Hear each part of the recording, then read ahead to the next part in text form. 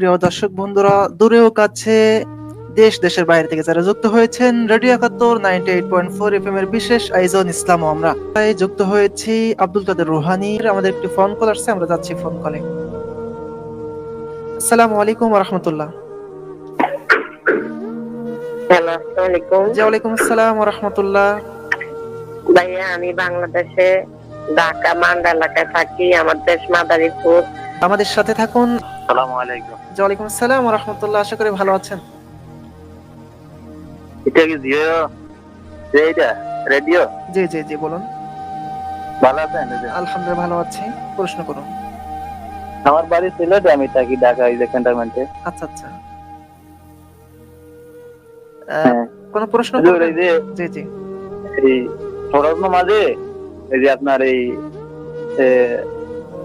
ইমামের পিছনে কি মানে জিও করা যায়, পুরা করা যায়? জি জি, আমাদের সাথে থাকুন। আমরা আমাদের শায়েখ রয়েছেন, উত্তর দেবেন ইনশাআল্লাহ। শায়েখ আমাদের একজন ভাই, উনি সিলেট ওনার দেশের বাড়ি, উনি ঢাকাতে থাকেন। উনি একটি প্রশ্ন পাঠিয়েছেন এবং জানতে চেয়েছেন যে ফরজ নামাজ ইমামের পেছনে দাঁড়ালে তিনি সূরা পাঠ করবেন কিনা, এই বিষয়ে জানতে চেয়েছেন। জি, আপনাকে অসংখ্য ধন্যবাদ, মোবারকবাদ। একটি গুরুত্বপূর্ণ প্রশ্ন করেছেন। আসলে এই বিষয়ে দুটি মত রয়েছে। একটি মত হচ্ছে কেরাত পড়তে হবে, আরেকটি মত রয়েছে কেরাত পড়া লাগবে না। কারণ সেই মতের পক্ষে হচ্ছে যে কেরাতুল ইমাম কেরাতুল্লাহ, অর্থাৎ ইমামের কেরাতই হচ্ছে মুসল্লিগণের কেরাত, এ কারণে পড়া লাগবে না। আর আরেকটি মত হচ্ছে যে পড়া লাগবে, কারণ একটি হাদিস আসছে, আল্লাহ নবী বলেছেন, লা সলাতা ইল্লা বিফাতিহাতিল কিতাব, সূরা ফাতিহা ব্যতীত সালাত আদায় হবে না। সুতরাং আরেকটি মত হচ্ছে যে পড়তে হবে, ইমামের পিছনে তেলাওয়াত কমপক্ষে সূরা ফাতিহা পড়তে হবে। সুতরাং এই দুটি মতেই আপনার এটা দুটোই জায়েজ, কোনো না জায়েজের এখানে কোনো কিছু নেই। আপনি ইচ্ছা করলে পড়তেও পারেন, আর ইচ্ছা না করলে আপনি নাও পড়তে পারেন। আল্লাহ আমাদেরকে বুঝার তৌফিক দান করুন। আমিন। জাযাকাল্লাহ খাইর। যারা আমাদের সাথে রয়েছেন, রেডিও ৭১-এর, যারা সাথে রয়েছেন ইসলাম ও আমরা জীবন ঘনিষ্ঠ প্রশ্ন উত্তর পর্বে, সবাইকে অসংখ্য ধন্যবাদ। আমাদেরকে অনেকেই ফেসবুকে কল করেছেন, ফেসবুকে কমেন্ট করেছেন। আমাদেরকে যাচ্ছে আমরা ফেসবুক কমেন্টে। আসসালামু আলাইকুম ওয়া রাহমাতুল্লাহ। আসসালামু আলাইকুম ওয়া রাহমাতুল্লাহ। ওয়ালাইকুম সালাম। আমি আপনাদের একজন শ্রোতা, বুঝছেন, সবসময় অনুষ্ঠান শুনি। জি জি, মাশাআল্লাহ। কারণ আমার ওই মানে একটা বড় অপারেশন হওয়ার পর থেকে আমি মানে মসজিদে নামাজ পড়তে যাইতে পারি না, বিছানায় শুয়ে থাকি। এখন জুম্মার নামাজ কি, আমি কি জুম্মার নামাজ এটা কি হিসাবে পড়বো? জোহরের নামাজ হিসাবে পড়বো? জি জি, আমাদের সাথে থাকুন। আমাদের একজন ভাই, উনি অসুস্থতার কারণে জি, আপনাকে অসংখ্য ধন্যবাদ। আপনি যদি সলাতুল জুমা আপনার মসজিদে যে না পড়তে পারেন, তাহলে আপনি সলাতুল জোহর আদায় করবেন। কারণ সলাতুল জোহর আপনার ঘরে আদায় হয়, আর জুমা আদায় হতে হলে মসজিদে যেতে হবে। সুতরাং আপনার ঘরে বসে জুমা হবে না, এর কারণে আপনি সলাতুল জোহর আদায় করবেন। আমরা দোয়া করি আপনি সুস্থ হয়ে যান তাড়াতাড়ি। সুস্থ হওয়ার পরে ইনশাআল্লাহ আপনি সলাতুল জুমা মসজিদে গিয়ে আদায় করবেন। আসসালামু আলাইকুম ওয়া রাহমাতুল্লাহ। ওয়ালাইকুম আসসালাম। জি জি, প্রশ্ন করুন।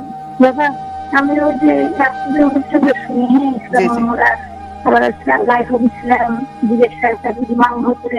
জি জি, এবার আমি না বলতেছি, আপনারা আমি তো রোজা রাখতে পারিনি, বুঝছেন, এখন অসুস্থ, যে করবো যে পারতেছি না, কাফারা দিতেছি, হ্যাঁ, কাফারা কি আমি দিতে পারবো?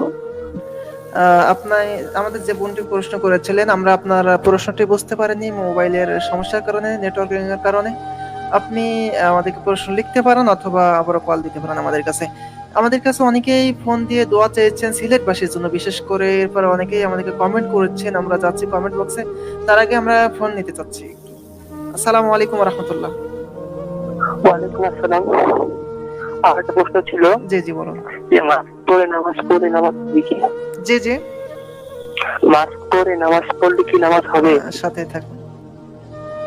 জি, নামাজ পড়লে নামাজ হবে, মাস্ক পরলে কোনো সমস্যা নাই। এক্ষেত্রে আপনার মাস্কটা আপনার হয়তো ধুলাবালি থেকে আপনাকে রক্ষা করবে, আরো অনেক কিছু থেকে।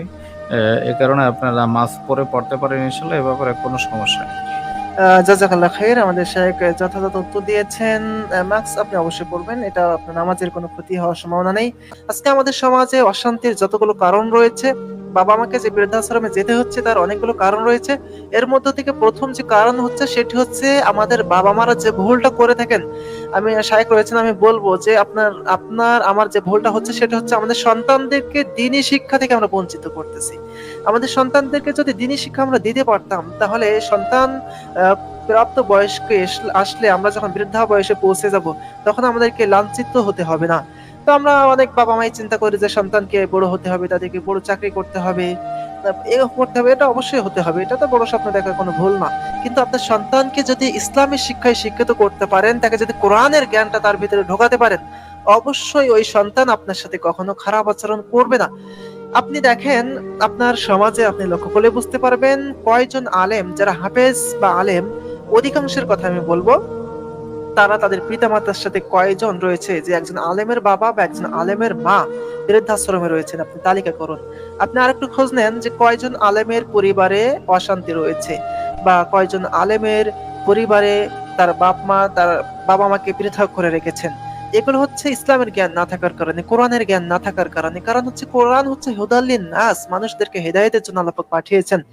মানুষদেরকে কিভাবে চলতে হবে সব দিক নির্দেশনা আল্লাহ পাক কোরআনে দিয়েছেন, হাদিসে দিয়েছেন।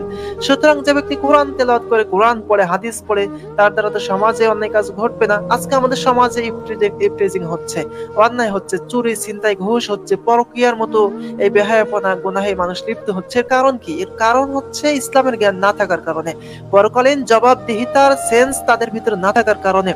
আজকে আপনি আল্লাহকে ফাঁকি তো দিতে পারবেন না, মানুষকে ফাঁকি দিয়ে মানুষ গুনাহে লিপ্ত হচ্ছে।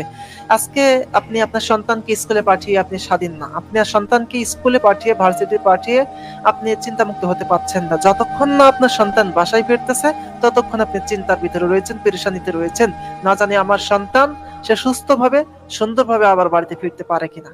এই কারণটা আপনি দিতে পারতেছেন না, কারণ এই সমাজ ব্যবস্থায় আজকে সমাজে তো অন্যায় অপরাধ বেড়ে যাচ্ছে। এর একটাই কারণ হচ্ছে আমরা আমাদের সন্তানদেরকে সঠিকভাবে গড়ে তুলতে পারতেছি না। এর একটাই কারণ, আজকে সমাজের অধিকাংশই ছেলেরা তারা মাদকাসক্ত হচ্ছে, তারা মাদকের দিকে ঝুঁকে পড়তেছে, তারা অন্যায় করতেছে, অপরাধ করতেছে, তারা নারী সংগঠিত অনেক কাজে তারা জড়িয়ে পড়তেছে, অপরাধ হচ্ছে।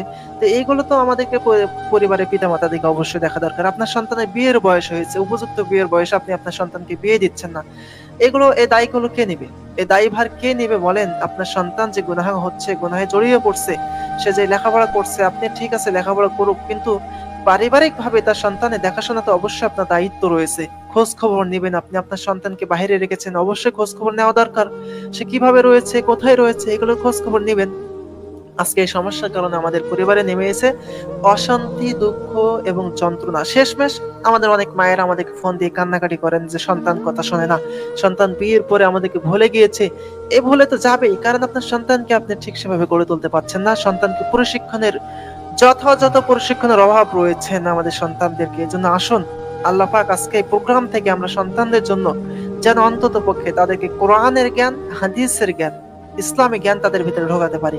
আপনার সন্তান নামাজে আপনি নিয়ে যান না, আপনি বড় একজন মসজিদ কমিটির সভাপতি, সেক্রেটারি হয়েছেন, হাজী সাহেব মানুষ, আপনার সন্তানকে মসজিদে নিয়ে যান না। তো এটা কেমন কথা? আপনার সন্তানকে আল্লাহ পাক ফরজ করে দিয়েছেন নামাজের জন্য, আপনার সন্তান উপযুক্ত নামাজের বয়স, আপনি তাকে নিয়ে যাচ্ছেন না। রমজান মাসে রোজা রাখার তার জন্য ফরজ হয়েছে, আপনি সন্তানকে রোজা রাখতে দিচ্ছেন না, কারণ তার শারীরিক অসুস্থতা হতে পারে, শারীরিক কাঠামো নষ্ট হতে পারে। আপনি এই সমস্ত চিন্তা করে আপনার সন্তানকে ইসলাম থেকে দূরে রেখেছেন, তাদেরকে আদর্শ মানুষ হিসাবে, আদর্শ নাগরিক হিসাবে, আদর্শ সন্তান হিসেবে আপনি গড়ে তুলছেন না, যার কারণে এর এই খারাপ প্রভাব আপনার সন্তান আপনার উপরে ফেলবে। একটা সময় অপেক্ষা করুন। এজন্য আসুন আমরা আমাদের সন্তানকে আদর্শ সন্তান হিসেবে গড়ে তুলতে চাই, আমাদের সন্তানদেরকে একজন আদর্শ পিতামাতা রূপে তাদেরকে গড়ে তুলতে চাই। আল্লাহ পাক আমাদের সবাইকে কবুল করুন।